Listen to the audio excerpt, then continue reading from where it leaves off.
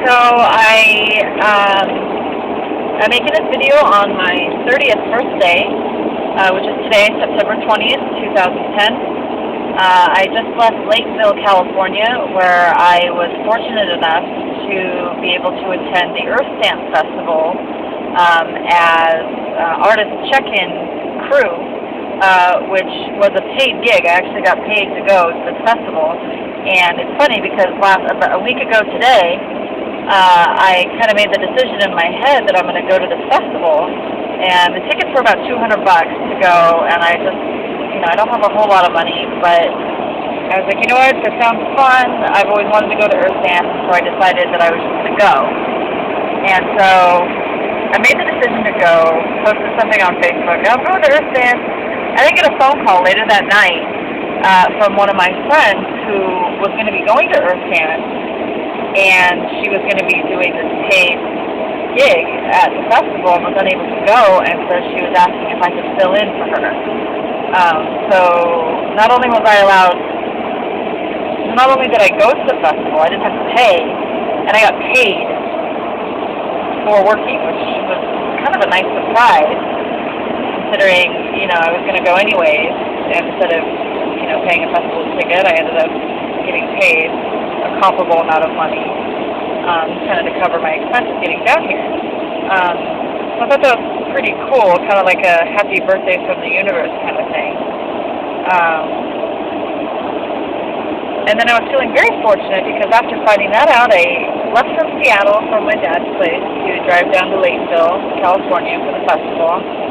And while doing that, I get an email from these folks down in Peru that I had sent a message to possibly get a sponsored trip down to Peru to do some ayahuasca ceremonies, which I've been wanting to do for a long time, feeling that other medicines are sufficient, but not, I still have a lot of repressed issues that I don't think I know how to deal with.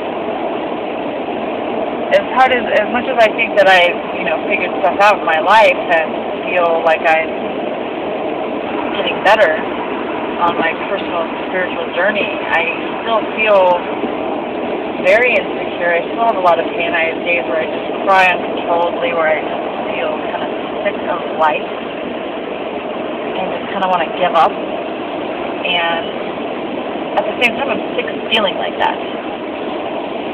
And, I'm trying to take this solo journey, driving around, doing my own thing, because I never have really taken the opportunity to love myself, to treat myself nicely.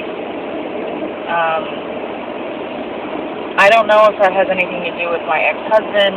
I have kind of a lot of repressed issues from that. I spent 8 years with someone whose main goal in life seems to be to make other people happy, but it's kind of like he was doing it because making other people happy makes him feel better about himself, because he had a lot of issues that he, wouldn't necessarily work on with me, but would I felt like he used me as like his drug to make himself feel better. Like, oh, let's constantly make you happy and do that. But I felt like in order to do that, he was always breaking me down, always making me feel like I needed him to make me happy, that I'm never going to be happy on my own. I need him in my life to make me happy. Heaven forbid I leave him and find happiness on my own, because then what's he going to do? And so, that was my reality for 8 years. And, I don't want to blame him completely for the way that I feel now, but every time I meet someone new that I think I might be able to have a relationship with, the same issues keep coming up where I feel so insecure. I feel like they're not going to love me. I have a really hard time opening up to people now. And I don't know how to heal from the trauma of my divorce. And now that I'm on the road and doing things that I like and starting to meet more and more people, I'm meeting really high caliber people that I feel are definitely worthy of being a potential new partner. But I don't feel worthy of being their new partner. You know, it's like, is this person good enough for me? Okay, but do I feel good enough for them? I don't. I feel like I've lost all my self-worth. I beat myself down in my mind constantly, and I would like to kind of get out of my head and live more authentically from my heart. I feel like I have pretty strong intuition, but I feel like I have this epic war going on in my mind that I can't seem to win either way. And I feel like no matter what I do, part of me is going to lose. And I don't want to feel that way. I want to feel like no matter what, part of me is going to win.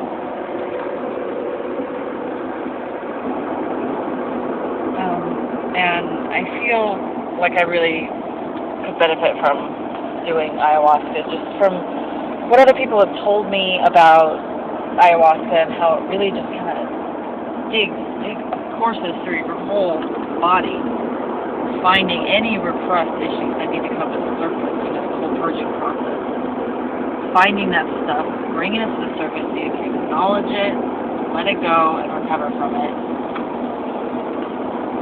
And, you know, just, I feel like I need to do this because I keep finding clues about ayahuasca or reading things about ayahuasca or Peru or things like that where I'm like, when something keeps popping up in your existence so much, I feel like it's kind of the universe saying, okay, this is something you need to do. Please go do it. So, you know, I don't feel like completely down in the dumps. I've had a good life. You know, just the last 2 years or so have just been really crazy chaotic. And it's caused a lot of emotional damage and trauma within me.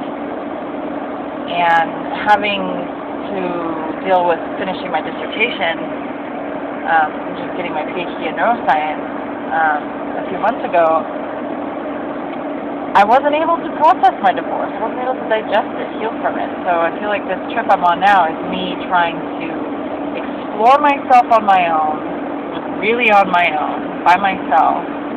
Not just single, but being alone, driving around, doing the things that I really want to do. And so I feel like that could help me a lot prior to going to Peru. Is really figuring out what is important to me.